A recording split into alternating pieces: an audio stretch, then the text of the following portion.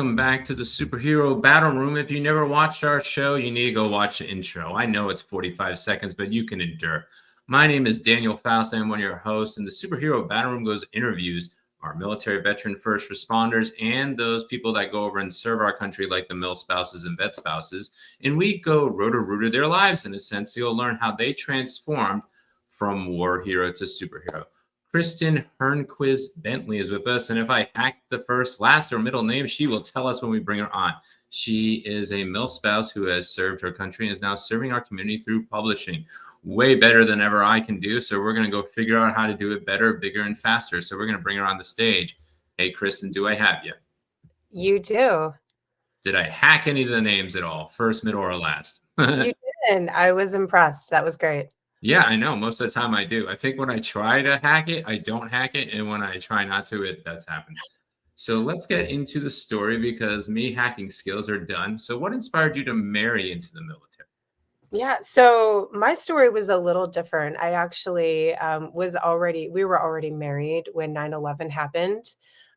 So it was kind of a post 9/11 where my husband just really felt this deep call, like so many after that event. It kind of changed the trajectory for so many. So he came home one day and said, "I really feel this call," and I wasn't quite sure exactly what that meant. I was thinking that he would stay in the same field that he was currently working in, and he chose to go from finance into special operations, which was quite a shift and a pivot. But that's kind of where we landed, was in the special operations community during the height of the war. Yeah, that is a sticker shock in a sense. You're already married, you already have a battle rhythm, what the 9 to 5 is, expect to come home and everything else. And now he's like, I see the war on TV, I see the Twin Towers, and boom, I want to go in. And I don't want to just go into like, hey, make more money for the military. I want to really just go punch and hit special forces. So how was that when he told you that specific thing, like special forces? Because that's really Air Forcey or militarily, because even for me, that sounds like a lot. So what was your first impression when he said special forces? I wasn't really familiar with exactly what that meant because he did go Army. So he went into Ranger Regiment.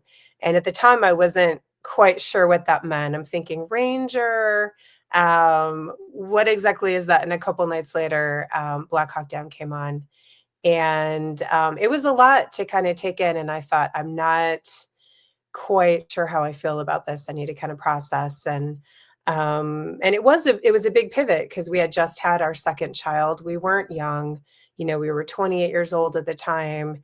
And I really respected that need to serve that he felt, that call that he felt kind of deep within him. And I thought it was truly important for me to honor that. And so we just kind of dove into it head first. Man, dove in head first. I think my head would have been like diving into regulations, trying to visit the base and everything else. I usually try to figure out things. So I'm glad that you went over and like learned to live it out, but you were still learning about it at the same time. So how long were you in as a couple, military otherwise, you and mil spouse? And then when did you all leave? Yeah. So I was a military spouse for a full 16 years. We did about 10 years of that time was in those specific deployments. So every 6 months, gone for 4. And then my husband ended up medically retiring in 2019. Yeah, that's a lot to go over and to deal with. I mean, especially special forces and everything else. And I'm glad that you got medically retired. It's been a lot more difficult getting medically retired. I'm at 310 days left. I do a retirement journey on Facebook, and it's a totally different world. I have not met people personally, but I've heard people that have brain tumors actively and are not getting medically retired or medically separated right now. So it's a totally different world. So I'm glad that he was able to go over and get medically retired. So 16 years totally in service, which is a lot, and a lot of bases and a lot of deployments, emotional chaos, and it can even bring trauma and whatnot. So you're working in our community still. So what made you make that transition into a transformation? Because you are publishing like like someone on steroids with this new business and everything else. So what made you go from, okay, mill spouse, maybe entrepreneurial, to like, okay, now I'm going to do this publishing deal, and it's not low end. Mine's kind of like low compared to yours. So what made you really dive into this community? Yeah, it took a little bit to get to where I am right now in this publishing space. It wasn't until 2020. So it took a little bit for me to get there. And so to kind of back up a little bit, during the time that my husband was serving, I was the editor in chief for the National Infantry Association's official magazine. So that was kind of where a little bit of my journey kind of started in this writing industry space. When he was stationed up in Washington State, I was working as a journalist for a period of time up there. And so, really kind of fine tuning my storytelling skills and experiences. And then it was also at that time that I launched a nonprofit. So, Northwest Military, Women of the Military. And that was really kind of serving those within the community by connecting them to these phenomenal women outside of the community that were doing really great, impactful things. So it wasn't until 2020 that I made the decision to kind of launch EP House, and that was where all of this kind of started. Whew, man, you've been super busy and really writing the stories of everybody in a long time. So the only thing you need to do is add podcasting and you'll be set as a house. But before we go dive into that, we're going to do a commercial break real quick. You have served. No matter if it was in the military or civilian service, you deserve to live good. Live good in health. Live good in wealth. Live good in so much more. At Live Good, the global wholesale buyer club, we empower you to take your mission to the next level. Are you ready to live good? We all struggle in life. No matter the barriers, we do not need to stay there. Each day is an opportunity to step into better health. Each day is an opportunity to step into wealth. Each day is an opportunity to step into dreams. Live Good, the Global Wholesale Buyers Club, empowers all these steps and more. Ready to be empowered? Grab the link to learn more.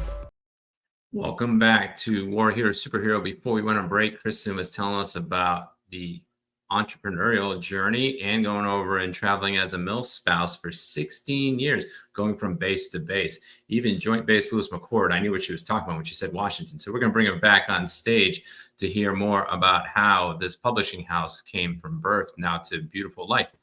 Hey, Kristin, we're bringing you back. So you were talking about your publishing house going over again, start before sponsor break. So you already were publishing with magazines and everything else, already a nonprofit, already a mom of like lots of kids and everything else, and traveling around the world and dealing with deployments and all the stuff of being a mill spouse, a mill mom, and everything else. Now you're going over and doing a publishing house. Some of us do self-publishing. It's already hard enough self-publishing. You decided to start a publishing house, like real, authentic, like really rolling out there. What made you pivot to serve this current community and then jump and leap? Because it's sometimes easier just to be an employee. You know, it's interesting because I don't think there's a single entrepreneur out there that has days where they think, man, that 9 to 5 is looking really nice right now. However, because, you know, it's definitely a journey, but there's something so empowering and powerful to be able to do something that you feel incredibly passionate about, that you know is serving the community deeply. And so for me, I started in this space of guiding people through writing their manuscripts, writing their book. And once they were done, I would kind of share with them. So this is what your options are kind of moving forward to publish your book. And I'm looking out there at what's available, what type of publishing options that people had. And I thought, I know there's a way that we can be doing this better. There's a way that we can be doing this different. That's really supporting the authors and their stories, holding space for them to maintain the authentic story. Yeah, and I think that's hard sometimes because you try to get discovered by these publishing houses. So let's explain a little more to our audience if they're not in the authoring world. You basically have your self-publishing, you have your vanity publishing, and then you have your traditional publishing house publishing, and then there's hybrids of that. Self-publishing, quickly go to Amazon and go over and do it and whip it up, and then don't realize like there's more than one bookstore. Then you get into the vanity publishing. They'll be like, hey, you own the book, but you pay us tons of marketing dollars and we'll do X, Y, and Z, or maybe edit and then proofread and all these things. And then you have the traditional publishing houses that are super scrutiny. If they do invest into you, they own a share of it and everything else. So what makes before we get into the next question, this is a sub question. What makes your publishing house different? Are you a mixture of the three? What differentiates you? Because if you're the same as everybody else, which I know you're not, then it's like, oh, we'll just go from house to house. But what would make me come to you as of all those other houses? Yeah. So I like to say that the publishing industry is kind of like a big black hole, right? Especially when you get into those hybrid independent publishing houses, because every single one of them is going to provide different services that are completely different from the other. So we are a traditional publishing house. And I like to say that we do things differently. We don't do the publishing in the same way where our authors maintain the rights to their stories. They maintain the authenticity and the voice. We meet our authors where they are. And so whether they're in the writing process, whether they've finished the manuscript, we meet them where they are and guide them through the process to truly create the best version of their book and then help them kind of guide it and put it out into the world. Yeah, I know that's something that I need desperately. Once I get the money, I need to go over and execute because I'm taking Leave No Marriage behind and republishing that kind of cheaply through a company and whatnot, just to do a rebrand and everything else, and just trying to get out other books and that nature. So, for our asking audience, before we get into that last question about the secret fuel, is how do I, as a either vetpreneur or maybe a military person, get into your publishing house? Like, how do I start the process? Mm. So at the conference, at the Military Influencer Conference, we actually just launched our philanthropic arm, which specifically serves the military community, called the Military Memoir Project. And we're actually right now in the process of accepting people to apply to be a part of this anthology that we're looking to release in 2025. So I think something like that would be a really great way to give you a step into publishing, to learn some of the skills as far as the storytelling, because we're providing the writing coaching pieces, providing feedback on the story and all the guidance, because there's something a lot different from writing a chapter versus writing an entire book, right? Oh yeah, yeah. There's a drastic difference, and there's many different ways to go over and get it done. I do the screw your writing, do an outline, record myself. Other people they're really into the story and they know the grammar skills and everything else. So it's a beautiful tapestry. What you go over and do is you can take our tactical skills and then help us to make it strategic and beautiful skills. So Mhm. let's get more into depth on the next question, because again, publishing house competing against the world, different your military kind of hybrid boat and everything else. But what is your secret fuel? Because starting this huge entity and the pressure is going to come, the tough times are going to come, the deadlines, the money, the hiring people and everything else. What do you do when that pressure and tough times come? What is your secret fuel? Yeah, like you said, things are always going to come up, whether it's something within the business specifically itself or it's something external.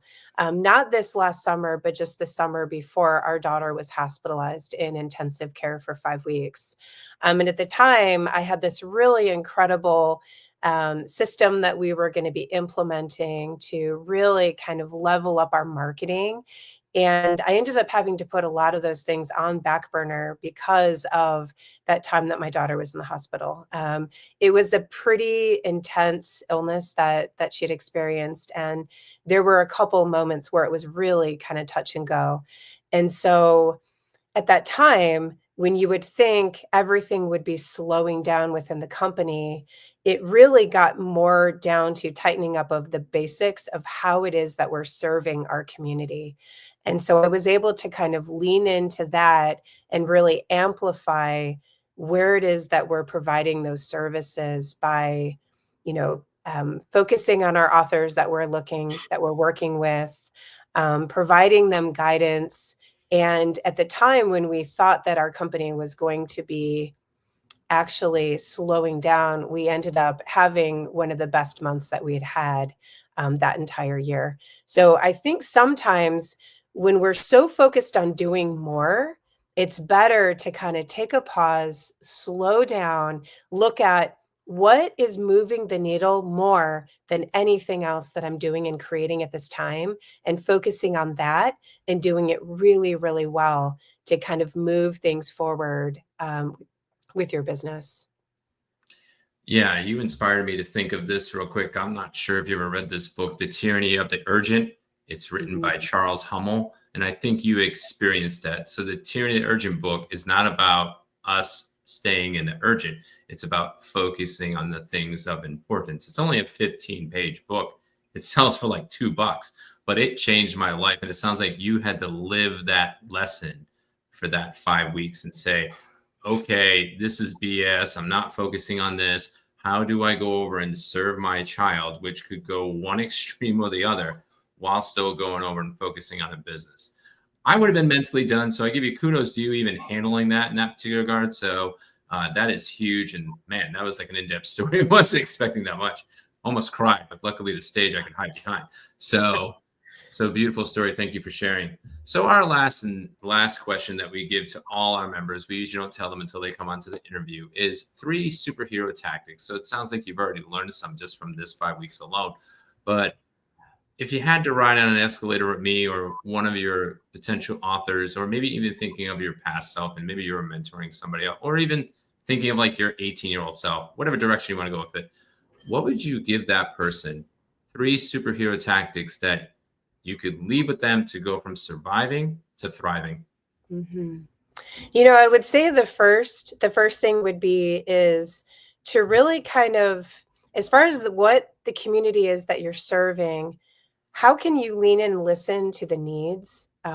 So I think listening skills, developing listening skills to kind of hear what other people are needing, how you can serve them and serve them deeply, and then lean into that. Create a solution for what it is that they're specifically needing for you to solve, the problem they're needing to solve for you. So, developing listening skills, maybe talking less, listening more, and being able to kind of emphasize how we can serve in that way. The other thing would be to live a life that creates impact in some kind of way. How are you making a difference? How are you inspiring other people? What does that look like? What is that legacy that you're going to be leaving behind? And how can you share it with others? How can you leave that impact, leave a legacy in some type of way? And the third thing is about community. I think that we're all here to share our stories, to connect with one another so that we're not feeling alone in the experiences that we're having. So, what kind of community are you creating? How are you connecting with others? And what are people going to be saying about your story in the end? No, I totally agree with that. There's like a saying that I heard, and I don't know if I crafted it together. It says, "You always write your book, but will you author it or will somebody else?" Which is basically the obituary. So when you go, someone's going to write a story about you.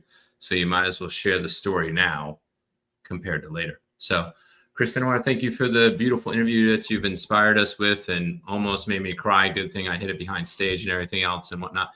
So, I want to give you the floor one more time to talk about your publishing house, if you have any special things coming up in your Christmas season of advertising, and then we'll close out the show. So, thank you. Absolutely. Yeah. So thank you so much for having me on. I think the biggest thing that I would like to leave everybody with is, if you're feeling inspired to write your story, whatever that looks like. Maybe for now you don't know exactly what that story is, what that legacy is that you want to leave. Just start writing. It doesn't matter how it's coming out just now. Don't be too focused on the perfect words, exactly, creating what that impact is going to be, that story. It doesn't need to come out perfectly. Just write, just get it out of you. And if you are interested, you can absolutely come to ephouse.co to learn more about our anthology, to be a part of that, to share your story, to write a chapter, and leave your legacy.